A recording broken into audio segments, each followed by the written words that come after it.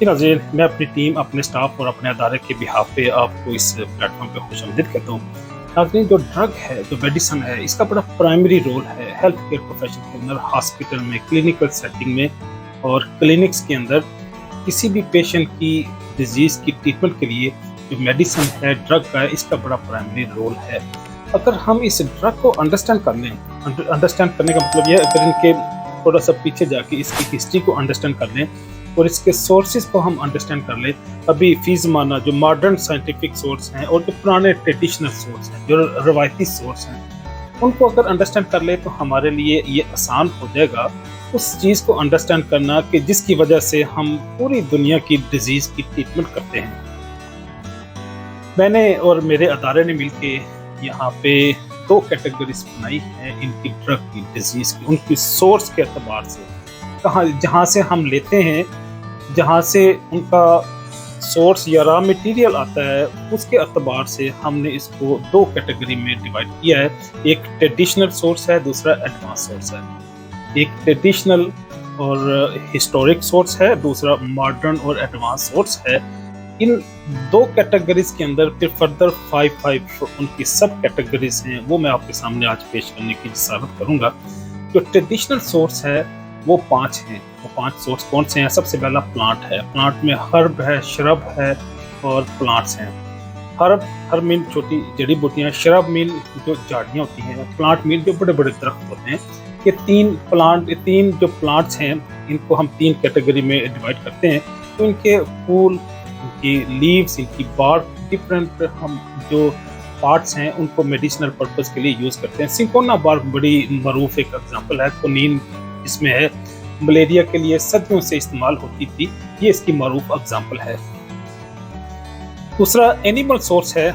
Animal source में वो चाहे हम सांप का जहर लें, चाहे हम घोड़ों से एंटीबॉडी या हम उनसे इंसुलिन प्रोड्यूस कराएं, या हम कोई भी और एनिमल सोर्स से अगर मेडिसिनल सब्सटेंसेस ऑब्टेन करते हैं, केमिकल लेते हैं, तो वो एनिमल सोर्स की कैटेगरी में आता है। दूसरा सोर्स है वो मिनरल्स हैं, वो मेटल्स हैं, वो मटेरियल है। ये जो नेचुरली अवेलेबल मटेरियल्स हैं, वो चाहे कैल्शियम है, पोटाशियम है, सोडियम है, मैग्नीशियम है, ये जो मटेरियल्स है ये हमारे पास एक नेचुरल ट्रेडिशनल सोर्स है। तीसरा सबसे बड़ा, जिससे हम मेडिसिनल जो सब्सटेंसेस वो लेके हम उनको किसी न किसी डोजेज फॉर्म में भी कन्वर्ट कर सकते हैं। हम उनको एज सच भी यूज़ कर सकते हैं डिफरेंट डिजीज़ की ट्रीटमेंट के लिए। जो चौथा बड़ा सोर्स है वो इन्वायरमेंट है। इन्वायरमेंट किस तरह से एक मेडिसिन हो सकती है? हाँ, इन्वायरमेंट में जो फ्रेश एयर है, जो सूरज की शुआएं हैं, सूरज की रोशनी है, जो इलेक्ट्रिसिटी है, जो इलेक्ट्रोमैग्नेटिक वेव्स है, जो हीट हम यूज़ करते हैं, ये भी एक समटाइम मेडिसिन की शक्ल अख्तियार कर लेती हैं और इनको भी हम ड्रग की कैटेगरी में कंसिडर करते हैं। जो आखिरी है, जो ट्रेडिशनल मेथड है या ट्रेडिशनल डिजीज़ है, वो स्पिरिचुअल है, वो रिलीजियस भी किसी न किसी सतह पे आ जाता है। कई सारे ऐसे पेशेंट होते हैं, उन्हें कुछ भी नहीं होता, ऐसे ही उनका कोई मेटाफिजिकल प्रॉब्लम होता है, उनकी ज़हनी अख्तरा होती है, उनकी कमज़ोर अकायद होते हैं, जिनकी बुनियाद पे अपने आप को बीमार रखना ही वो पसंद करते हैं। ऐसे लोगों की ट्रीटमेंट फिर हम किसी जोगी, ज्योतिषी, मौलवी साहब से करा लेते हैं, दम दरूद तवीज़ करा लेते हैं। तो ये भी बहरहाल एक पुराना ट्रेडिशनल मेथड है जिससे हम मुख्तलिफ डिजीज़ की ट्रीटमेंट करते हैं। दूसरी कैटेगरी मैंने आपके सामने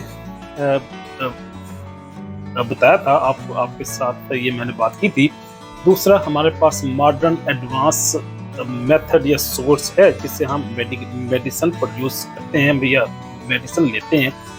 उसमें हमारे पास भी 5 मुख्तलिफ कैटेगरीज हैं, 5 बड़ी बड़ी डिवीजन्स हैं, 5 बड़े बड़े सोर्स हैं जिससे हम मेडिसिन या ड्रग को प्रोड्यूस करते हैं। सबसे पहला सोर्स है बायोटेक्नोलॉजी।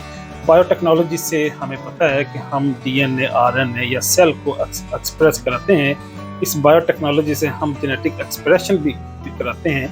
हम डिफरेंट सेल या डिफरेंट स्पीशीज़ के सेल को मर्ज करके बायोटेक्नोलॉजी से उनके कैरेक्टरिस्टिक, उनके फीचर्स को भी मॉडिफाई कर लेते हैं, उनके कलर को, उनकी हाइट्स को और उनके जब जीनोटाइपिंग को चेंज करेंगे तो फिनोटाइपिंग भी चेंज हो जाएगी। जीनोटाइपिंग हम कहते हैं उसकी जेनेटिक सीक्वेंस को, उसके जीन्स को, कोडॉन को, न्यूक्लियोटाइड्स को, क्रोमोसोम को जब चेंज करेंगे तो फिनोटाइपिंग मीन उनकी फंक्शनैलिटी भी ऑटोमेटिकली चेंज हो जाएगी।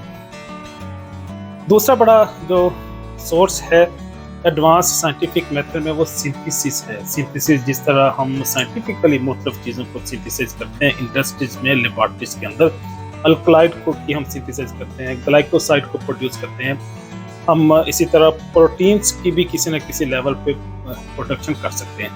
तीसरी बड़ी जो मिसाल है एडवांस साइंटिफिक प्रोडक्शन की या सिंथेसिस की वो एंटीबायोटिक की सिंथेसिस है। मोनोक्लोनल एंटीबॉडीज इसकी सबसे बड़ी एग्जांपल है।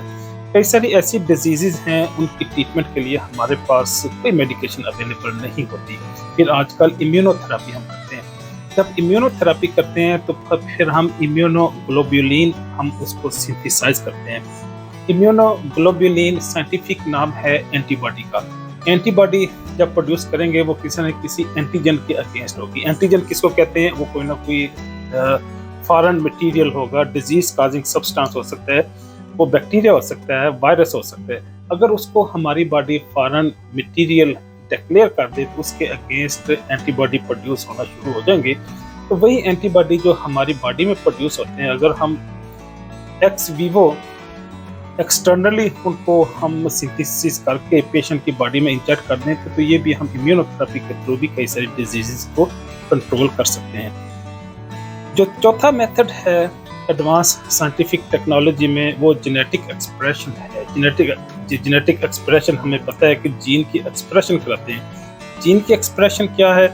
मैसेंजर आरएनए प्रोड्यूस होता है। कहाँ से? डीएनए से। डीएनए से उसकी ट्रांसक्रिप्शन होगी, मैसेंजर आरएनए प्रोड्यूस होगा, मैसेंजर आरएनए राइबोसोम में आएगा, राइबोसोम में उसकी ट्रांसलेशन होगी, ट्रांसलेशन में प्रोटीन की सिंथेसिस होगी। ये एक थोड़ा सा कॉम्प्लिकेटेड प्रोसीजर है, हम आज इसको मौजू नहीं बनाते, लेकिन सादा जुबान में अल्लाह की कायनात कितनी अजीबो गरीब है कि मेरी बॉडी के अंदर प्रोटीन की सिंथेसिस हो रही है लेकिन मुझे पता ही नहीं चलता।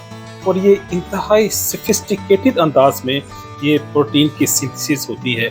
मेरे डीएनए से मैसेंजर आरएनए प्रोड्यूस होते हैं, उसको हम ट्रांसक्रिप्शन कहते हैं। फिर वही मैसेंजर आरएनए न्यूक्लियस से निकल के वो राइबोसोम में आते हैं। राइबोसोम में फोटोकॉपियर की तरह फोटोस्टेट मशीन से निकलते हैं और उनकी कॉपी प्रोटीन की शक्ल में हमारे पास आती है। तो प्रोटीन जो है वो चाहे वो हार्मोन भी हो सकता है, वो मीडिएटर भी हो सकता है, मॉड्यूलेटर भी हो सकता है। हमारी पूरी बॉडी में प्रोटीन बड़ा फ्रीक्वेंटली यूज होते हैं। जो पांचवा पार्ट है वो है सेल लाइन ग्राफ्टिंग। हम एक सेल से कई सारे और सेल को हम उसकी डुप्लीकेशन कर सकते हैं, हम उसकी रीजनरेशन कर सकते हैं, तो उसको सेल लाइन की सिंथेसिस कहते हैं। तो सेल लाइन की सिंथेसिस से हम उसकी ग्राफ्टिंग भी कर सकते हैं। तो ग्राफ्टिंग करते हुए हम एक ऑर्गन से दूसरा ऑर्गन भी सिंथेसाइज कर सकते हैं। अगर तो ये बहुत एस्टेब्लिश अभी तक नहीं हुआ, लेकिन बहरहाल ये एक आइडिया, एक फिलॉसफी की शक्ल में हमारे पास मौजूद है। किसी भी वक्त ये आइडिया एक नई शेप में हमारे सामने आ जाएगा। गाड़ी के टायर की तरह लोगों के मुमकिन है गुर्दे भी रिप्लेस होना शुरू हो जाएं। लेकिन बहरहाल आजकल के एडवांस और मॉडर्न दौर में हम कई सारी चीज़ें ऐसी ऑब्जर्व की हैं जो माजी में कुछ तसव्वुर भी नहीं करता था, लेकिन आजकल हम उसका नज़ारा करते हैं। तो गोया दो मेथड हैं मेडिसिन की सिंथेसिस के, या दो सोर्स हैं मेडिसिन के, एक ट्रेडिशनल है, दूसरा एडवांस है। ट्रेडिशनल की फिर 5 कैटेगरीज हैं और एडवांस या मॉडर्न जो मेथड है या एडवांस सोर्स है मेडिकेशन का, उसके 5 सोर्स हैं जो मैंने आपके सामने पेश किए। उम्मीद है ये इंफॉर्मेशन आपको आपकी ज़िंदगी में किसी न किसी जगह पे किसी न किसी मोड़ पे आपके काम आएगी। इजाज़त चाहूँगा। अल्लाह हाफिज़।